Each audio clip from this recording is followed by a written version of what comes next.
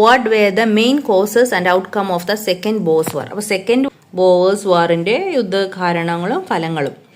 Dispute over the asset from the gold mines and control over them led to the Second Boers War. The Boers administrator instituted tax on the gold mines. The British demanded the right to vote for their labours in the mines. When this demand was denied by the Republic administrator, the armed struggle, the most destructive war in the history of South Africa, started. The British army defeated the Boers Republic in this battle. അപ്പോൾ എന്താ ഇവിടെ പറഞ്ഞിരിക്കുന്നത്?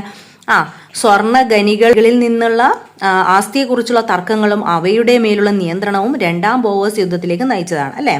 അപ്പോൾ ബോവേഴ്സ് ഭരണാധികാരികൾ സ്വർണ്ണ ഖനികളിൽ നികുതി ഏർപ്പെടുത്തിയിരുന്നു അല്ലേ, ടാക്സ് സിസ്റ്റം ഏർപ്പെടുത്തിയിരുന്നു. അപ്പോൾ ബ്രിട്ടീഷുകാർ ഖനികളിലെ തൊഴിലാളികൾക്ക് വോട്ട് ചെയ്യാനുള്ള അവകാശമൊക്കെ ആവശ്യപ്പെട്ടു. ഈ ആവശ്യം റിപ്പബ്ലിക്കൻ ഭരണാധികാരികൾ എന്ത് ചെയ്തു? നിരസിച്ചു.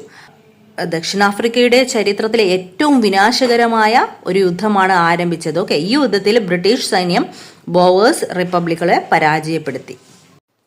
Four full chapter question answer for class 7 social, watch my channel learn and grow.